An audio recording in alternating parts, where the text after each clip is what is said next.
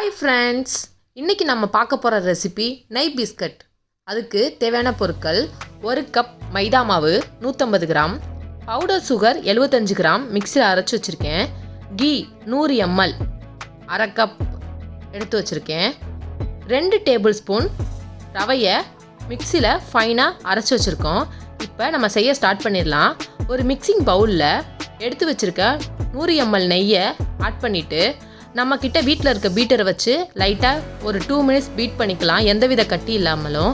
நீங்கள் உங்கள் வீட்டில் பீட்டர் இல்லைன்னா கையில் கூட கிளறிக்கலாம். நெக்ஸ்ட்டு பவுடர் சுகர் ஆட் பண்ணி நம்ம இதை நல்லா பீட் பண்ணிக்கலாம், அதையும் ஒரு 2 மினிட்ஸ். எந்தவித கட்டி இல்லாமல் நெய்யும் சீனியும் நல்லா பீட் பண்ணதுக்கு அப்புறமா நம்ம இதில் எடுத்து வச்சுருக்க மைதா மாவு 1 கப்பு அதை கொஞ்சம் கொஞ்சமாக ஆட் பண்ணி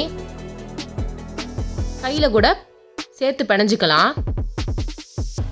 கொஞ்சம் கொஞ்சமாக இந்த மாதிரி சேர்த்து ஒரு நல்ல சப்பாத்தி மாவு பசத்துக்கு நம்ம இதை பிசைஞ்சு கொண்டு வரலாம். இதில் தண்ணி நம்ம ஆட் பண்ணக்கூடாது, நம்ம சேர்த்துருக்க கீயே இந்த மாவுக்கு போதும். ஃபஸ்ட்டு நான் இட்லி பாத்திரத்தில் பண்ணுறதுக்கு நான் நெய் அப்ளை பண்ணிக்கிறேன். அதுக்கப்புறமா அவனில் பண்ணுறதுக்கு அவனோட பிளேட்லையும் நான் நெய் அப்ளை பண்ணிக்கிறேன். உங்ககிட்ட பட்டர் இருந்தாலும் அதுக்கு பதில் அப்ளை பண்ணிக்கலாம்.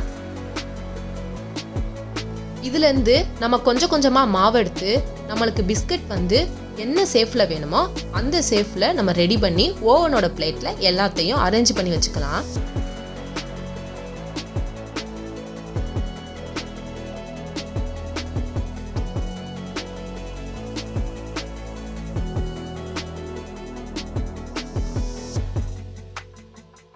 நெக்ஸ்ட்டு இட்லி பிளேட்லையும் நம்ம இதே மாதிரி எல்லாத்தையும் ரெடி பண்ணி வச்சுக்கலாம்.